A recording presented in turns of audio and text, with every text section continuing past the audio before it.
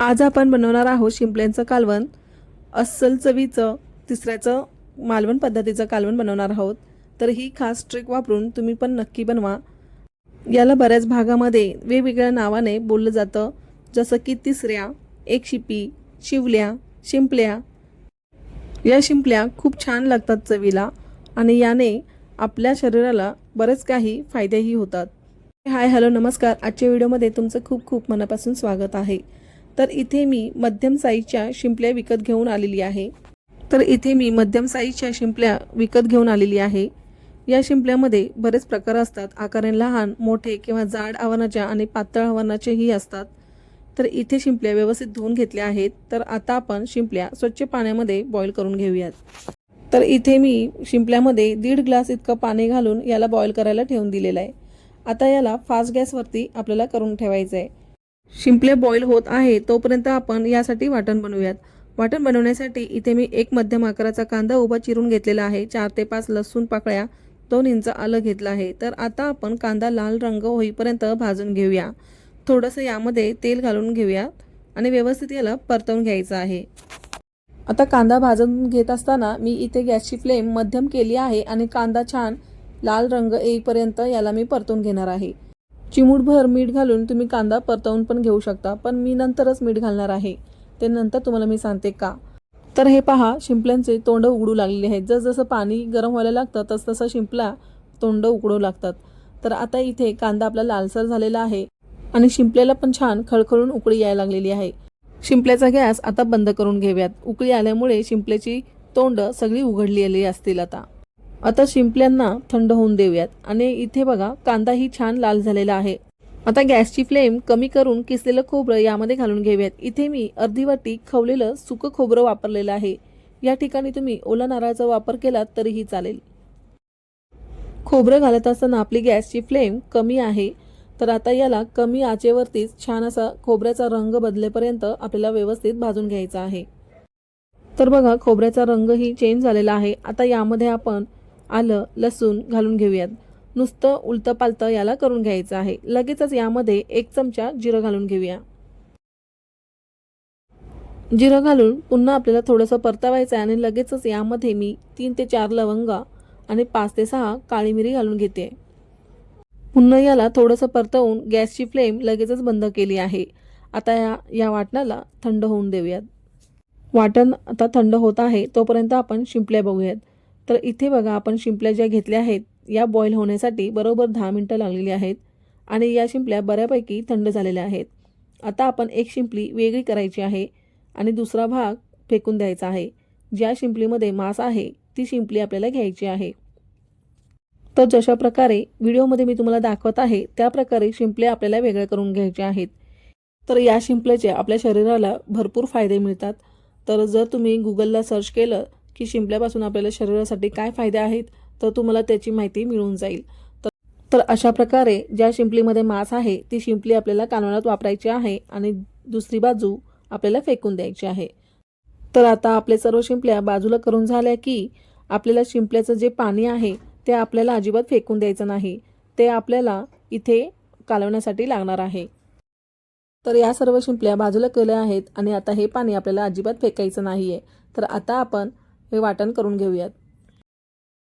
वाटण्यासाठी मी इथे मूठभर कोथिंबीर ॲड केली आहे आणि हे वाटण आता आपलं तयार आहे. आता गॅसवरती कढई ठेवून 2 ते 3 पळ्या यामध्ये घालून घेऊयात. तेल गरम झालं की लगेचच गॅसची फ्लेम मंद करायची आहे आणि नंतरच फोडणी द्यायची आहे. तर इथे मी 10 ते 12 कढीपत्त्याची पाने घालून घेते. कढीपत्ता व्यवस्थित तडतडला की लगेचच यामध्ये मी बारीक चिरलेला एक छोटा कांदा घालून घेते. हा कांदा जास्त आपल्याला भाजायचा नाही आहे. तर फक्त आपल्याला ट्रान्सपरंट होईपर्यंत हा कांदा भाजून घ्यायचा आहे. कांदा भाजत आला की लगेचच आपण यामध्ये आपण जे कांदा खोबऱ्याचं केलेलं वाटण आहे ते यामध्ये आपण घालून घेऊयात. आता हे वाटण आपल्याला छान खरपूस भाजून घ्यायचं आहे. तेल मुरेपर्यंत आपल्याला हे छान भाजून घ्यायचं आहे. तर आता बघा तुम्ही पाहू शकता या वाटणाला थोडंसं तेल सुटायला लागलेलं आहे. आता आपण यामध्ये काही मसाले घालून घेऊयात. तर यामध्ये मी 1 चमचा लाल काश्मीरी पावडर घालून घेते. याने छान आपल्या भाजीला छान कलर येईल. आता सोबतच यामध्ये मी जिरं पावडर घालून घेते. यासोबतच मी इथे पाव चमचा हळद घालून घेतला आहे आणि सोबतच इथे मी धने पावडर घालून घेते। आणि आता हा आपला मालवणी मसाला आहे, तो मी इथे 1.5 चमचा इथे घालून घेते। हा मसाला वाटणामध्ये आपल्याला व्यवस्थित मिक्स करून घ्यायचा आहे। छान वाटणामध्ये हे मसाले मुरून छान याला तेल सुटेपर्यंत आपल्याला भाजून घ्यायचं आहे। मसाले भाजायला आले की याला सुगंध यायला लागतो। तर आता इथे मसाला खाली कढईला चिकटू नये म्हणून मी इथे वाटलेल्या मिक्सरच्या भांड्यामध्ये थोडंसं पाणी घेऊन यामध्ये घालून घेतलं आहे। आता याला व्यवस्थित छान भाजून घ्यायचं आहे। तर इथे 5 ते 6 मिनिटं बरोबर झालेली आहेत। आता तुम्ही पाहू शकता मसाल्याचा रंग आधीपेक्षा खूप वेगळा आणि याला छान तेल पण सुटलेलं आहे। आता आपण यामध्ये शिंपल्या घालून घेऊयात। या मसाल्यामध्ये शिंपल्या घातल्यानंतर पुन्हा आपल्याला याला व्यवस्थित परतून घ्यायचं आहे, म्हणजे या शिंपल्याला व्यवस्थित हा मसाला लागला जाईल इतका आपल्याला व्यवस्थित परतवून घ्यायचा आहे। तर तुम्ही बघू शकता याला छान असा कलर आलेला आहे। तर इथे मी अर्धा मिनिट या शिंपल्या मसाल्यामध्ये मी परतवून घेतले आहेत। आता आपण यामध्ये शिंपल्याचं जे बॉईल केलेलं पाणी होतं ते आपण यामध्ये घालून घेऊयात। हेच पाणी आपल्याला यामध्ये वापरायचं आहे, या व्यतिरिक्त आपल्याला दुसरं पाणी यामध्ये घालायचं नाही। या पाण्यामुळेच शिंपल्याला खूप छान चव येते। तर हे बघा, जो शेवटचा गाळ आहे जो दिसत आहे तो आपल्याला यामध्ये घालायचा नाही, हे आपल्याला पाणी फेकून द्यायचं आहे। हे घेतलं तर संपूर्ण भाजीचीच मजा निघून जाईल आणि हे जो गाळ आहे तो रेती आहे, यामुळे आपल्याला हे फेकून द्यायचं आहे, नाहीतर याला आपल्याला भाजीमध्ये कचकच असं लागायला लागतं। तर या शिंपल्या समुद्राच्या असतात, त्यामुळे या शिंपल्या खाऱ्या असतात। त्यासाठी मी इथे आधीच मी कांद्या भाजताना मीठ घातलं नव्हतं, तर म्हणूनच मी इथे आत्ता मीठ घालून घेते। आणि मीठ घालताना तरीही तुम्ही बेतातच घाला। शिंपल्या बॉईल केल्यामुळे याची तोंड आपोआप उघडली जातात आणि जास्त आपल्याला मेहनत घ्यावी लागत नाही। बरेच जण याला विळेने किंवा सुरीने याची तोंड उघडतात, त्यापेक्षा हे खूप सोपी पद्धत आहे। तर आता इथे कालवणाला उकळी येत आहे, त्यावेळेस मी इथे 4 ते 5 कोकमचे तुकडे घालून घेतले आहेत। कोकमामुळे या तिसऱ्या कालवणाची चव अजून वाढेल। आणि आता याला आपण छान उकळी येऊन देऊयात। तर आता इथे बरोबर 10 मिनिटं झालेली आहेत। तर इथे या शिंपल्याचं कालवण आपलं तयार आहे। तर अशा प्रकारे आपल्या तिसऱ्याचं कालवण तयार झालेलं आहे। तर तुम्ही याची तरी पण बघा, किती छान असा याला रंग आलेला आहे आणि तरी म्हणजेच आम्ही याला कट बोलतो।